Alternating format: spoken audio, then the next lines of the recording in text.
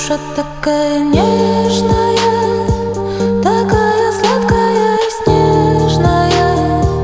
Она не ходит на свидания, все отложила на потом. Зато